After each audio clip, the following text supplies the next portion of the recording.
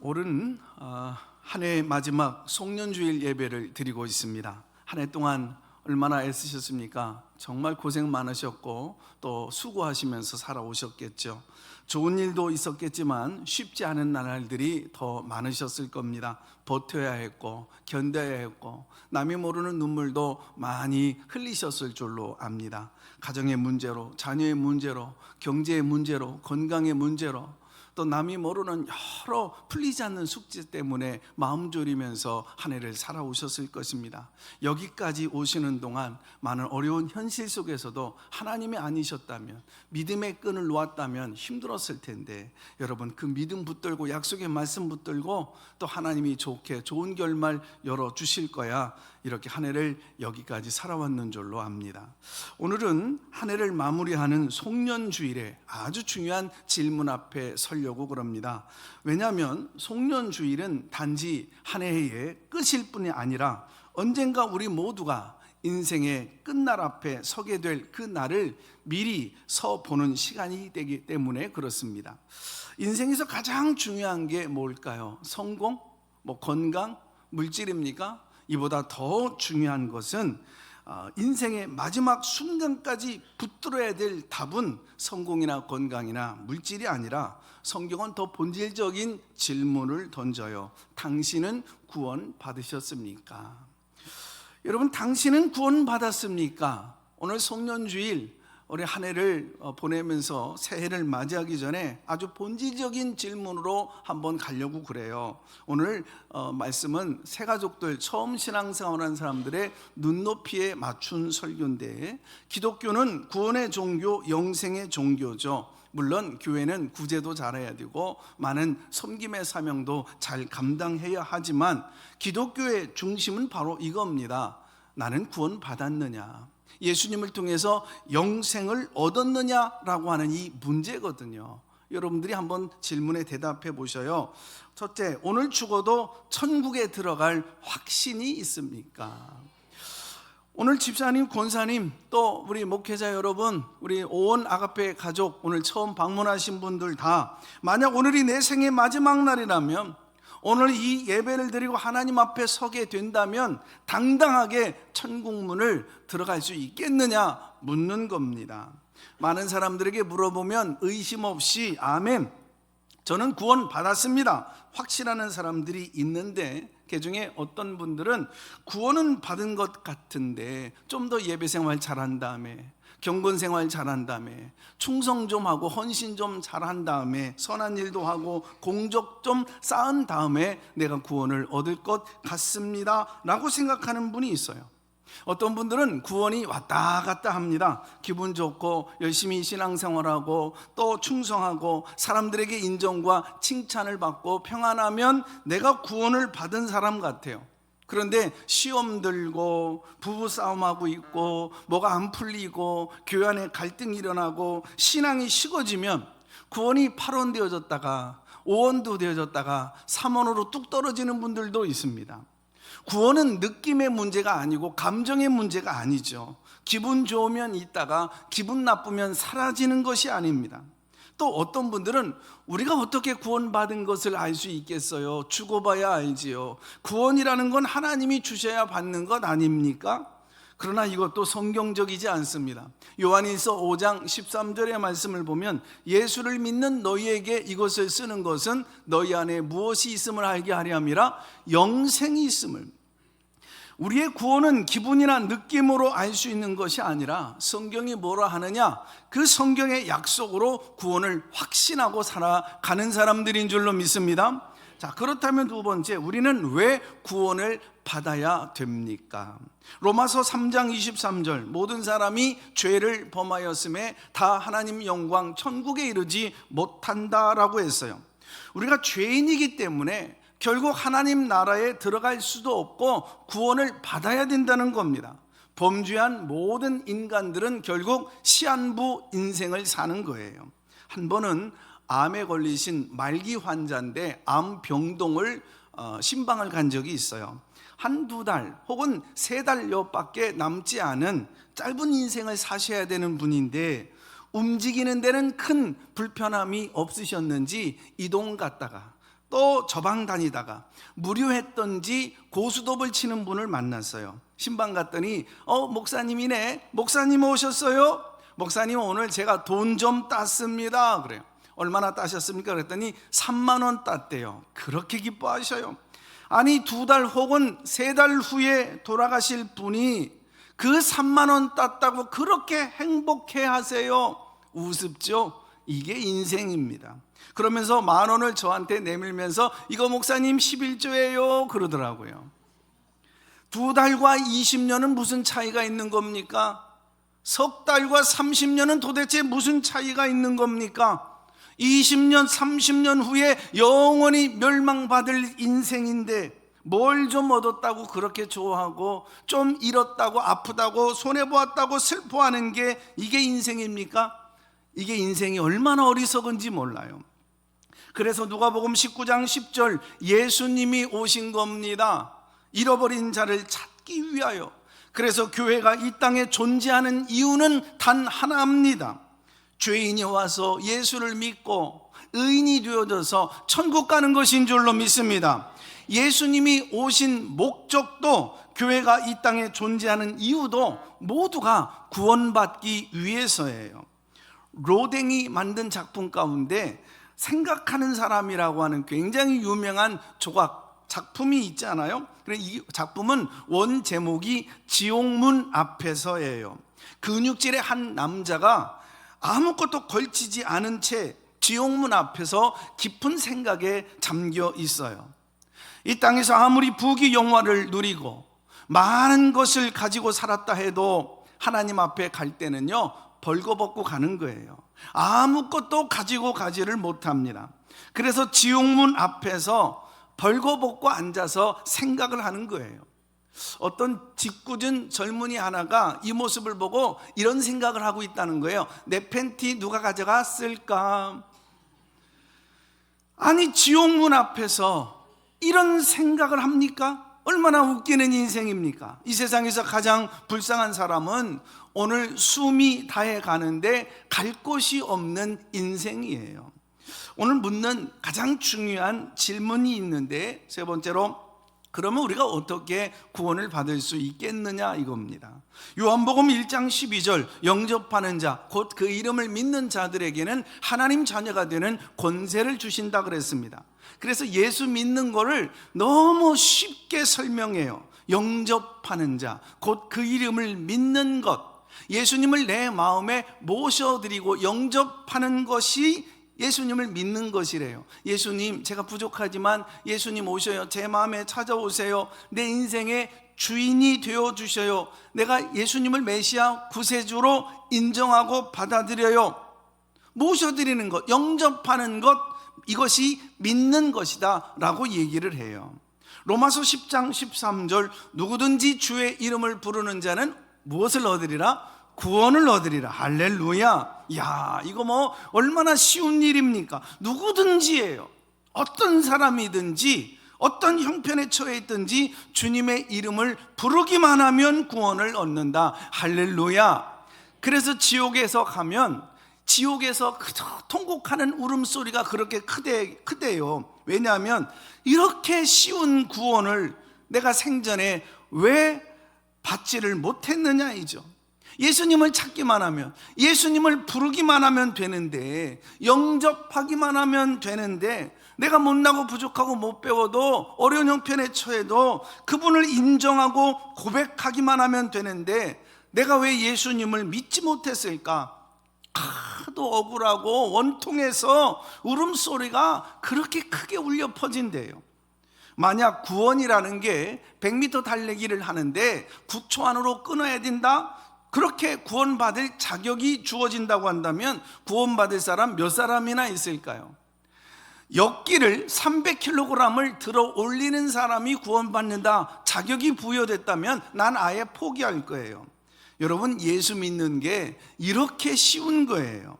한 번은 한 스님을 만난 적이 있어요. 그분이 말하기를 이 불교라는 게 굉장히 신비하고 오묘한 진리의 종교라 저 같은 사람은 자기가 공부를 좀 많이 했는데 30년을 배워도 그 깊은 경지에 들어가기가 어렵다는 거예요. 그래서 머리 나쁜 사람은 300년을 돌을 닦고 공부해도 이거 깨닫기가 어렵다는 거예요. 제가 그랬죠. 그렇군요. 그런데 기독교는 참 쉽습니다. 저는 중학교 들어가기 전 어린 초등학교 4학년 때 저는 예수님을 만났거든요. 예수님을 저의 주인으로 모셨고 저는 그 주님을 영접했거든요. 저는 이미 천지 만물을 창조하신 하나님의 자녀가 되어졌습니다. 기독교는 너무나 쉬운 종교예요 그랬어요. 이것이 우리가 믿는 기독교예요. 선하게 살아서 천국 가는 사람도 없고 악하게 살아서 지옥 가는 사람도 없어요. 예수 믿지 않아서 지옥 가는 거예요. 예수 믿으면 누구든지 천국 가는 줄로 믿으시면 아멘 하시기 바랍니다. 예수 믿는 게 뭘까? 예수님이 이 땅에 오셨잖아요. 그리고 십자가에 돌아가셨는데 바로 내 죄의 짐을 대신 지고 죽으셨어요. 이 사실을 내가 받아들이기만 하면 돼요. 그저 주님으로 모셔드리기만 하면 지난날 온갖 더러운 죄, 지금 현재 내일의 미래의 모든 지은 죄까지도 다 용서받고 사함받을 수 있어요. 그리고 구원받아서 우리는 하나님의 자녀가 되는 거거든요. 이것을 믿는 것, 인정하는 것, 입으로 고백하는 것, 이게 바로 예수 믿는 거예요.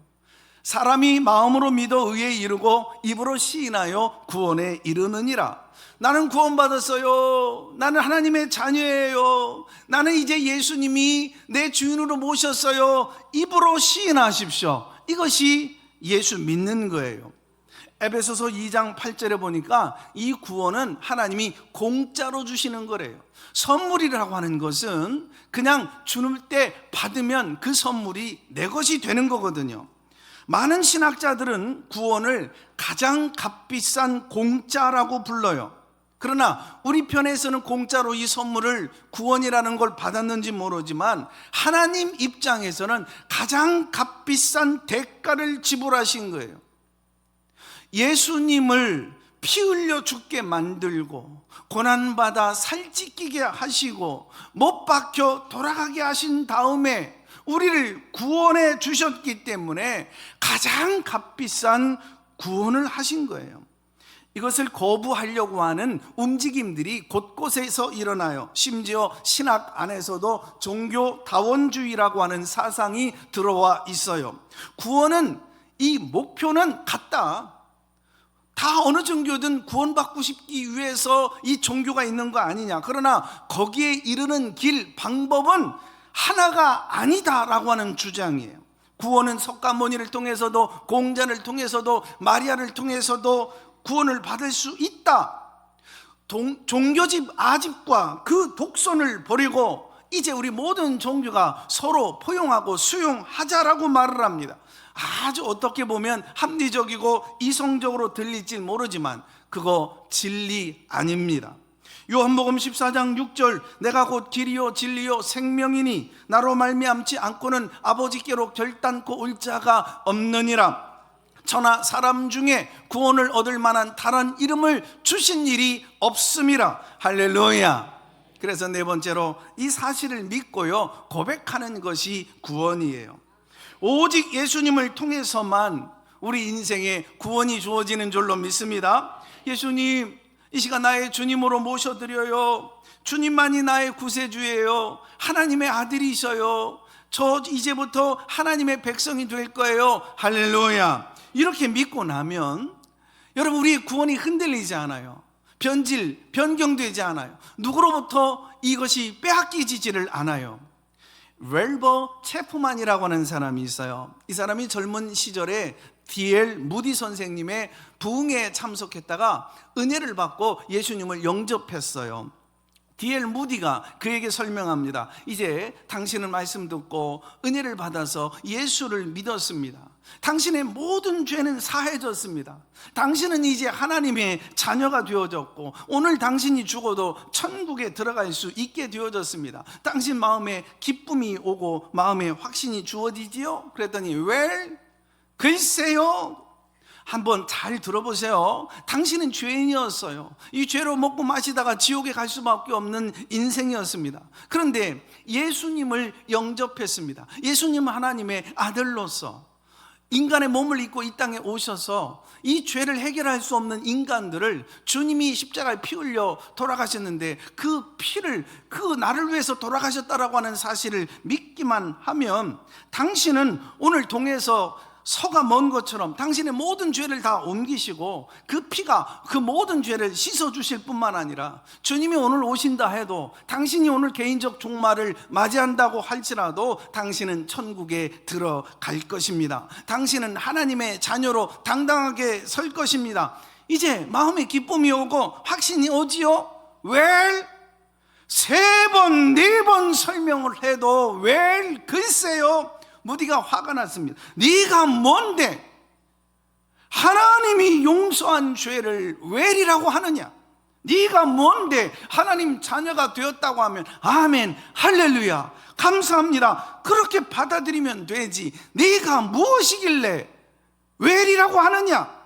네가 뭔데 하나님이 너를 천국으로 받아주신다고 말씀하시면 감사함으로 받아들이면 될 일이지, 네가 왜 이라고 하느냐? 막 화를 쏟아냈어요. 그랬더니 이 친구가 믿습니다 하고 그냥 알던 모르던 소리를 질렀더니, 이상하죠? 그냥 믿습니다 고백했더니 그 다음부터는 믿어지기 시작하더래요. 입으로 고백하는 게 이렇게 중요한 거예요. 그러고 났더니 지금까지 안 믿었던 사실들이 믿어지기 시작합니다. 믿음이 생긴 거예요. 성령이 찾아오신 겁니다. 나는 예수 그리스도를 믿습니다. 이미 성령님이 찾아오셨는 줄로 믿습니다. 성령님이 오시면 그때부터 나는 하나님의 자녀가 되는 거예요. 그리고 하나님을 나는 아버지라고 부르기 시작합니다. 이제는 흔들리지 않아요. 이제는 빼앗기지 않는 거예요. 요한복음 5장 24절, 예수를 그리스도로 믿는 자는 이미 영생을 얻었고, 영생을 얻을지도 모른다가 아니에요. 이미 얻었고예요. 그분이 우리 인생 가운데 찾아오시면 우리의 인생의 목적이 달라져요. 가치가 달라져요. 비전이 달라져요.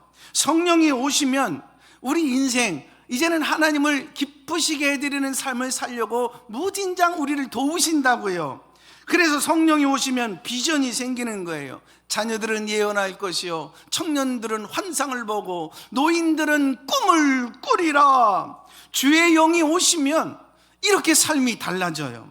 성령이 오시면 이렇게 안 믿어졌던 것들이 믿어지고 삶이 변화되어지고 천국을 소망하는 삶을 살아요. 그래서 영접하는 자, 곧 그 이름을 믿는 자들에게는 하나님이 자녀가 되는 권세를 주셨느니라. 할렐루야.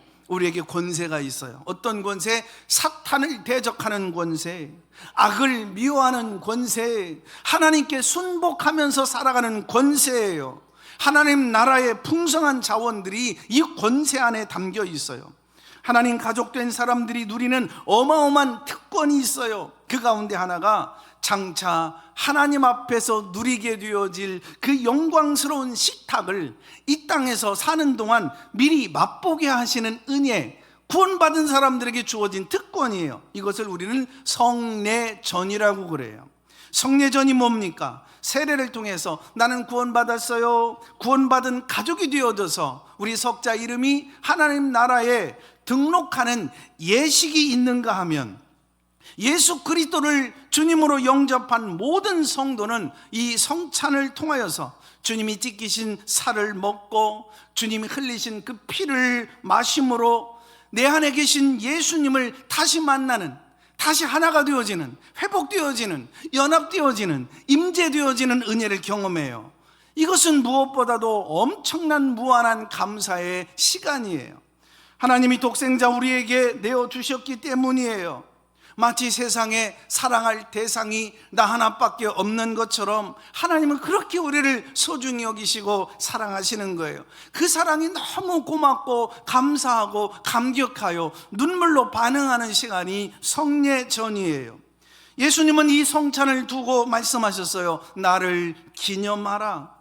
이 기념은 단순히 추억이나 또 기념일이 아니에요. 성경에서 말하는 기념은 아넴네시스, 과거에 일어난 그 사건이 지금 이 시간 이 순간에 효력을 발생하는 것을 의미해요. 2000년 전 예수님이 십자가에 죽으셨지만 오늘 성찬에 참여함으로 나도 옛사람은 십자가에 이미 못 박았다, 율법과 함께 죽었다, 죄와 함께 죽었다, 이전 건 다 지나갔다, 보라 나는 새로운 피조물이다, 새 것이 되었도다 선포하고 확인받는 시간이에요. 또한 2000년 전 예수님이 부활하셨지만 오늘 성찬에 참여함으로 우리도 부활, 영생의 삶을 살게 되는 거예요. 새로운 피조물로 새 생명의 능력으로 살아가는 거예요. 성찬을 통해서 예수님의 성품이 나의 성품으로 부어지고 예수님의 능력이 나의 능력으로, 예수님의 비전이 나의 비전이 되는 거예요. 이것이 성경에서 말하는 성찬 기념 아넴네시스예요. 어떻게 가능할까요? 성령이 오셔서 이걸 가능하게 하시는 거예요. 우리 예배 가운데, 말씀과 기도 가운데 나갈 때 성령님이 오늘 선택되어진 빵, 떡 가운데, 그 잔 가운데 실제적으로 영적으로 임재하시기 때문에 그래요. 우리는 떡을 먹지만 그 떡은 예수님이 우리를 위해 찢기신 그 몸에 참여하는 거예요. 받아 먹어라, 이것은 너희를 위하는 내 몸이니라. 내가 찢겨져야 될 그 자리에 예수님의 몸이 찢겨져서 우리에게 나누어지는 시간이에요. 또 잔을 마시며 받아 마시라, 이것은 너희를 위하는 나의 피 곧 언약의 피니라. 내가 저주받아 영원히 흘려야 될 그 피를 예수님이 대신 흘려주셨기 때문에 나는 이제 축복의 피를 받아 누리게 되는 거예요. 이 시간은 성령님이 내 안에 오시고 예수님이 내 안에 계시며 나는 구원받은 하나님의 자녀가 되어 하나님의 영광스러운 식탁에 참여하는 그런 영광스러운 자 확인하는 시간이에요. 모든 죄는 떠났는 줄로 믿습니다. 용서받았는 줄로 믿습니다. 용서받은 자로서 다른 사람을 용서할 수 있는 능력이 내게 생겼어요. 이제 하나님 나라 백성으로서 누리는 거룩한 교제, 영적인 은혜 가운데 이 성찬을 참여하며 용서하고 사랑하라고 또 부르시는 거거든요. 고린도전서 11장 29절, 이 성찬은 아무나 참여하는 자리가 아닙니다. 호기심으로 형식적으로 받는 빵이 아니에요. 비록 죄인이고 부족하지만 예수님이 내 죄에 담당하셨습니다. 그분을 나의 주님과 구세주로 믿습니다. 이 고백이 있는 자에게, 공식적으로 세례를 받은 자에게만 오늘 이 주님은 하나님의 가족이 되어지는 권세, 성찬을 참여할 수 있는 특혜를 주셨어요. 이제 우리는 한 해의 끝에 서 있습니다. 송년주일 달력 한 장 넘기는 날이 아니라 언젠가 우리가 하나님 앞에 불현듯 서게 되어질 그날을 미리 준비하며 그리고 기대하며 바라보는 은혜의 시간이에요. 사랑하는 여러분, 성찬 앞에서 고백하십시다. 나는 예수 안에서 구원받았습니다. 내 안에 예수님이 계십니다. 난 죽어도 천국 갈 것입니다. 나는 이제 이 땅에 살면서 영혼 구하며 내 주어진 사명 감당하며 교회 사랑하고 주님의 몸을 사랑하며 살겠습니다. 분명한 구원의 확신 가지고 또 인도하신 한 해 동안 감사를 드리며 내 마음의 상처, 말로 다 하지 못하는 오해, 아픔, 용서하지 못함 다 이 송년주일 오늘 성찬식을 통하여서 다 내려놓고 용서하고 사랑하고 다시 한번 화해하는 거룩한 성찬 성례전에 참여하는 여러분들 되시기를 주님의 이름으로 축복합니다. 기도합니다. 하나님 아버지, 독생자 예수 그리스도를 이 땅에 보내주셔서 우리의 모든 죄를 대신 지시고 십자가에서 죽으시고 부활하게 하심을 감사드립니다. 그를 믿는 자마다 구원하시고 하나님 자녀 삼아주시며 성령으로 인치셔서 오늘까지 인도해 주신 은혜를 감사드립니다. 한 해 동안 넘어지고 부족했지만 우리의 포기하지 않으시고 여기까지 데려오신 주님을 찬양합니다. 성령님, 지금 이 자리에 임하여 주시옵소서. 이 떡 가운데 임하시고 이 잔 가운데 임하시며 성찬에 참여하는 모든 성도 가운데 구원의 확신과 회복의 은혜를 더하여 주옵소서. 너는 내 자녀라 말씀하여 주시고 용서받은 자로서 용서하며 사랑받은 자로서 사랑하며 화해의 결단으로 하나님 이 시간 새해를 송구영신 예배를 맞이하게 하여 주시옵소서.